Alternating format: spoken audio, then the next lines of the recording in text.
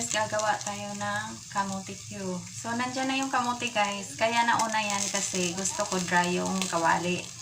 Kasi pag may tubig yan, kasi diba, hiniwa ko yung kamote tapos sinugasan. So, may tubig konti. So, kailangan walang talsik-talsik sa mantika guys. Kundi mahirapan tayo maglinis afterwards.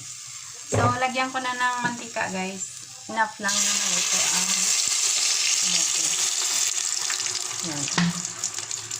Enough lang na maluto ang kamote guys. Hindi tayo magsobra sa mantika. Kasi hindi na marirecycle yan. Kung ma-recycle man yan, matagal na panahon pa. Kasi bihira kami mag-fry dito sa bahay. Kadalasan mga boiled lang o kaya grilled or sinangag lang.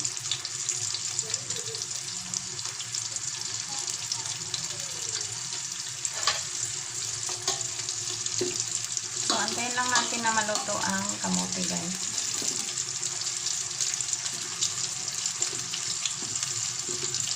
Mas matagal pa nga yata maluto to kaysa french fries. Parang ang patatas tingin ko mas mabilis maluto.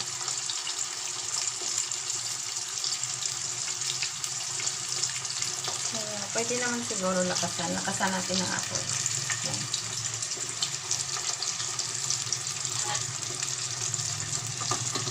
So, haluin ko na lang para mabilis maluto guys.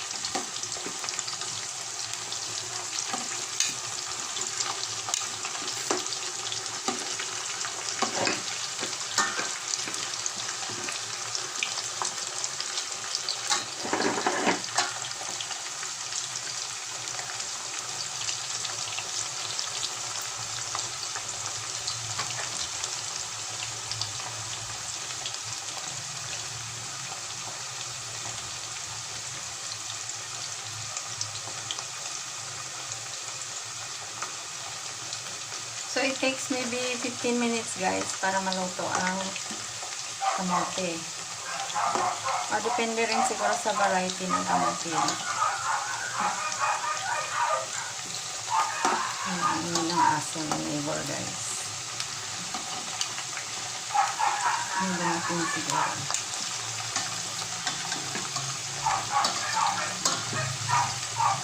Yan lang ang problema pag may aso na pero ang maganda dyan, bantay sa bahay.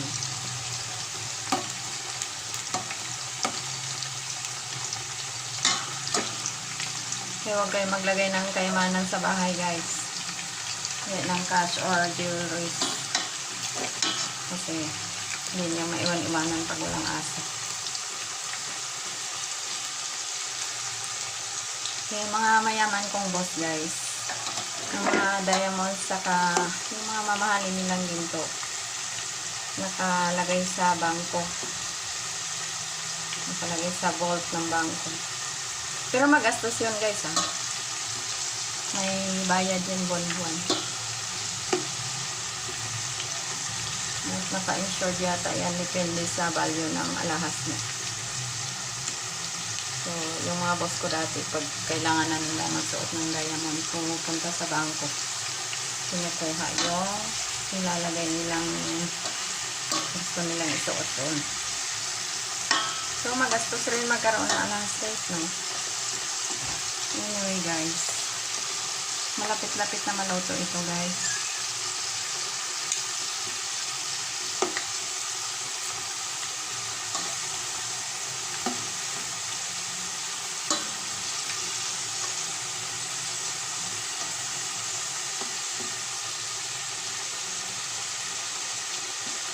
Malapit na maluto. So, tusukin natin ang stick para malaman kung luto na. So, may stick ako dito. So, matigas pa siya. Yung iba luto na. Pero yung lambot na yung maliit. So, yung mga makakapal na hiwa. Hello pa. So, sabay-sabay na lang natin tanggalin mamaya. So, tiyaga lang sa paggawa nito, guys. Parang french fries. Tiyaga lang. Kaya mostly, karamihan sa tao, bumibili na lang sa kalye ng ganito. Or kaya sa mall. Sa SM may binibintang ganito, guys, eh. Kahit yung banana Q meron sa SM. Kasi, matrabaho ito. Matagal. Hindi siya mabilisan na luto. It takes patience and time. Parang tingin ko mas mabilis pa nga ang patatas lutuin kaysa kamote. So, tingin ko lang O, depende rin siguro sa klase ng kamote. O, kasi yung yellow na kamote, guys, sa tingin ko luto na siya. May isang yellow kasi akong hinalo dito. Kung luto na nga yung yellow. Tingin ko ang matagal. So, palagay ko yung yellow mas matamis. Kaya mabilis siya naluto. Marami siyang sugar content.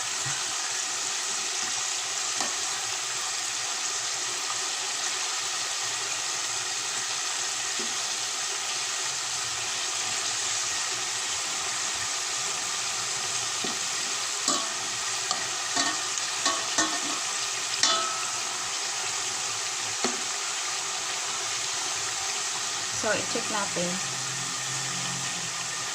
kung ano nakaluto. Ito, alanganin. Alanganin ko yung puti.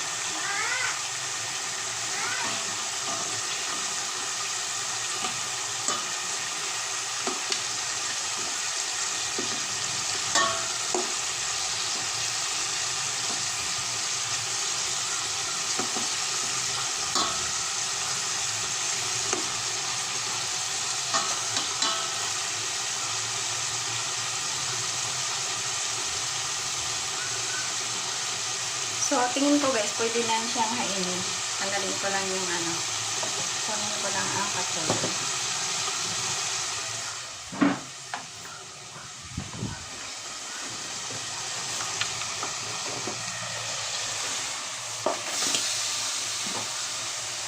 So, ilagay natin yung, may ginawa na akong arnibal, guys.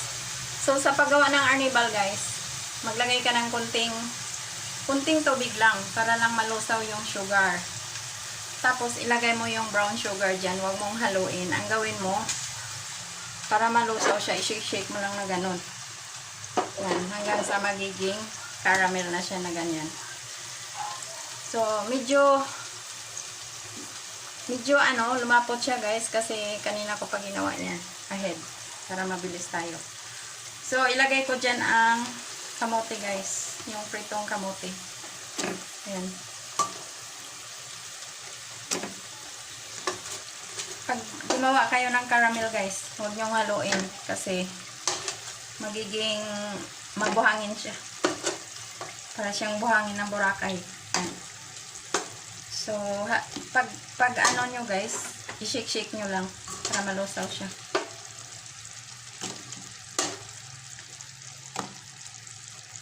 Ayan.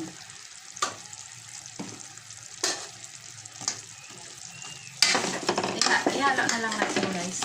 Alam ko over yung caramel ko, guys. Yan. Pero mas mabuti na yung sobra ang caramel kaysa kulang. Or depende sa inyo, guys. Mas gusto nyo kulang kaysa sobra. So, yung caramel na yan, magagamit ko pa yan sa magluto pa ako sa ibang araw. Pwede ko yan ilagay sa ref. Tapos initin na lang.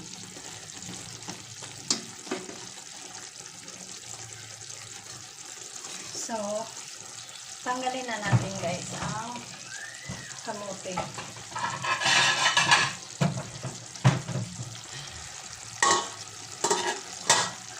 Patayin ko lang apoy.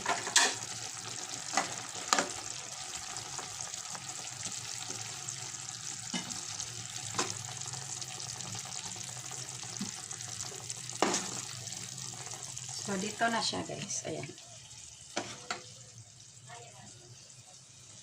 Ngayon kung gusto nyong hindi magdikit-dikit yan guys. Kung meron kayong wax paper or parchment paper, isa-isahin nyo paghilira doon na hindi sila magkadikit. Kasi once na ang sugar ay nag-dry up, magdidikit-dikit talaga yan. At mahirapan ka nang magtanggal.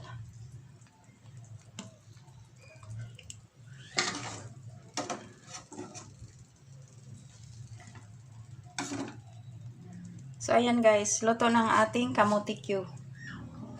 Ayan. Thank you so much guys for watching. Subscribe for more. Yummy, yummy.